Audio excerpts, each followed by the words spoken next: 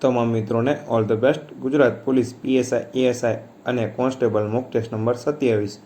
કોઈપણ પ્રકારના સમયનો બગાડ કર્યા વગર શરૂ કરીએ આપણે પ્રશ્ન નંબર 1। નાસાના વૈજ્ઞાનિકો દ્વારા કયા ગ્રહની કાયાપલટ માટે ટેરાફાર્મિંગ યોજના વિચારી છે તે જણાવો।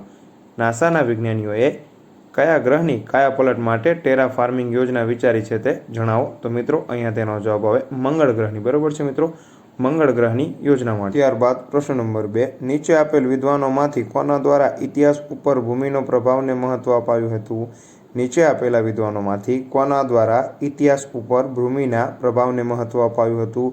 તો મિત્રો તેનો જવાબ આવે સી બકલ દ્વારા। બરોબર છે, બકલ નામના વિદ્વાન દ્વારા। બરોબર છે મિત્રો, તે સિવાય એરિસ્ટોટલ, હમ્બોલ્ટ વગેરે વિદ્વાનોએ પણ મહત્વ આપ્યું હતું। પ્રશ્ન નંબર 3। ધોળાવીરા કચ્છ જિલ્લામાં ભચાઉ તાલુકામાં કયા બેટના વિસ્તારમાં આવેલું છે તે જણાવો। ધોળાવીરા એ કચ્છ જિલ્લામાં ભચાઉ તાલુકાના કયા બેટના વિસ્તારમાં આવેલું છે તે જણાવો। તો મિત્રો તેનો જવાબ આવે ડી ખડીર બેટ। બરોબર છે મિત્રો, ડી ખડીર બેટના। મિત્રો જો તમને પ્રશ્નો પસંદ આવ્યા હોય તો અમારી ચેનલને સબસ્ક્રાઇબ જરૂરથી કરી લેજો, કારણ કે અહીંયા ડેલી બેસિસ ઉપર જીસીઈઆરટી અને એનસીઈઆરટી બેસ્ડ મોક ટેસ્ટ લેવામાં આવે છે। પ્રશ્ન નંબર 4। બિંદુસાર દ્વારા અશોકની કયા પ્રાંતના રાષ્ટ્રીય તરીકેની નિમણૂક કરવામાં આવી હતી।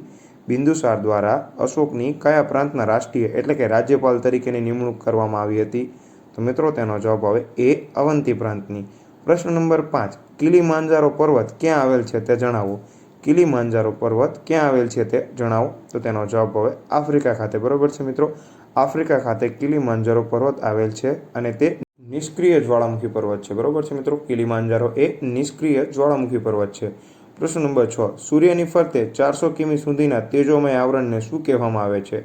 સૂર્યની ફરતેના 400 કિમી સુધીના તેજોમય આવરણને શું કહેવામાં આવે છે। તો મિત્રો તેને ફોટોસ્ફિયર કહેવામાં આવે છે। બરોબર છે મિત્રો, તેને ફોટોસ્ફિયર કહેવામાં આવે છે। સૂર્યની ફરતે 400 કિમી સુધીના તેજોમય આવરણને ફોટોસ્ફિયર કહેવામાં આવે છે। ત્યારબાદ હવે આપણે જોઈએ પ્રશ્ન નંબર 7। પરદેશની ભૂમિ પર હિન્દનો સૂચિત રાષ્ટ્રધ્વજ સૌપ્રથમ કોને ફરકાવ્યો હતો। પરદેશની ભૂમિ પર હિન્દનો સૂચિત રાષ્ટ્રધ્વજ સૌપ્રથમ કોના દ્વારા ફરકાવવામાં આવ્યો હતો। તો મિત્રો તેનો જવાબ આવે એ મેડમ ભીખાઈજી કામા દ્વારા। બરોબર છે મિત્રો, મેડમ ભીખાઈજી કામા દ્વારા પરદેશની ભૂમિ પર હિન્દનો સૂચિત રાષ્ટ્રધ્વજ સૌપ્રથમ ફરકાવવામાં આવ્યો હતો। પ્રશ્ન નંબર 8। નીચેનામાંથી કયો તાલુકો ગીર સોમનાથ જિલ્લામાં આવેલ છે તે જણાવો। નીચે આપેલ કેટલાક તાલુકામાંથી કયો તાલુકો ગીર સોમનાથ જિલ્લામાં આવેલ છે તે જણાવો। તો મિત્રો તેનો જવાબ આવે સી ઉના। ઉના તાલુકો ગીર સોમનાથ જિલ્લામાં આવેલ છે। તે સિવાય ગીર સોમનાથ જિલ્લાના ટોટલ 6 તાલુકા છે અને ગીર સોમનાથ જિલ્લાનું મુખ્ય મથક વેરાવળ છે।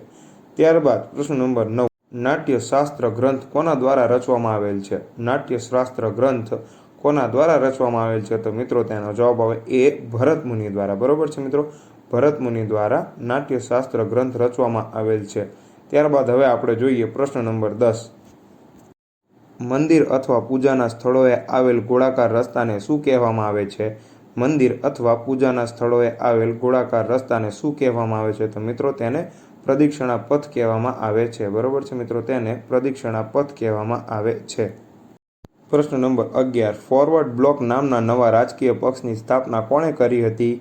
ફોરવર્ડ બ્લોક નામના નવા રાજકીય પક્ષની સ્થાપના કોને કરી હતી। તો મિત્રો તેનો જવાબ આવે બી સુભાષચંદ્ર બોઝ દ્વારા। બરોબર છે મિત્રો, સુભાષચંદ્ર બોઝ દ્વારા ફોરવર્ડ બ્લોક નામના રાજકીય પક્ષની સ્થાપના કરવામાં આવી હતી। પ્રશ્ન નંબર 12। હિન્દ સ્વતંત્ર ધારો ક્યારે પસાર કરવામાં આવ્યો હતો તે જણાવો। હિન્દ સ્વતંત્ર ધારો ક્યારે પસાર કરવામાં આવ્યો હતો તે જણાવો। તો મિત્રો તેનો જવાબ આવે 1947માં। બરોબર છે મિત્રો, જુલાઈ 1947। ત્યારબાદ હવે આપણે આગળ જોઈએ પ્રશ્ન નંબર 13। હોદ્દાની રૂએ આયોજન પંચના અધ્યક્ષ કોણ હોય છે। હોદ્દાની રૂએ આયોજન પંચના અધ્યક્ષ કોણ હોય છે। તો મિત્રો તેનો જવાબ આવે વડાપ્રધાન, અને આયોજન પંચને નીતિ પંચ પણ કહેવામાં આવે છે। પ્રશ્ન નંબર 14 અને ખૂબ જ સરળ પ્રશ્ન મિત્રો। નાગાલેન્ડ રાજ્યની રાજધાની કઈ છે તે જણાવો। નાગાલેન્ડ રાજ્યની રાજધાની કઈ છે તે જણાવો। તો મિત્રો તેનો જવાબ આવે સી કોહિમા। બરોબર છે મિત્રો, કોહિમા એ નાગાલેન્ડ રાજ્યની રાજધાની છે। 15। વિશ્વ ઓઝોન દિવસ ક્યારે ઉજવવામાં આવે છે તે જણાવો। વિશ્વ ઓઝોન દિવસ ક્યારે ઉજવવામાં આવે છે તે જણાવો। તો મિત્રો તેનો જવાબ આવે સી 16 સપ્ટેમ્બર। બરોબર છે મિત્રો, 16 સપ્ટેમ્બરના રોજ વિશ્વ ઓઝોન દિવસ ઉજવવામાં આવે છે। ત્યારબાદ હવે આપણે જોઈશું પ્રશ્ન નંબર 16। વનસ્પતિ ઔષધીય ઉપયોગિતામાં લોહીના ઊંચા દબાણના રોગની સારવાર માટે શેનો ઉપયોગ થાય છે તે જણાવો. વનસ્પતિ ઔષધીય ઉપયોગિતામાં લોહીના ઊંચા દબાણના રોગની સારવાર માટે શેનો ઉપયોગ થાય છે તે જણાવો. તો મિત્રો તેનો જવાબ આવે એ સર્પગંધા. બરોબર છે મિત્રો. પ્રશ્ન નંબર 17. સુક્તિમતી કયા મહાજનપદની રાજધાની હતી તે જણાવો. સુક્તિમતી કયા મહાજનપદની રાજધાની હતી તે જણાવો. તો મિત્રો તેનો જવાબ આવે ચેદી મહાજનપદ. બરોબર છે મિત્રો. તે યમુના અને નર્મદા વચ્ચેના પ્રદેશમાં હતું, એટલે કે મધ્ય ભારતમાં.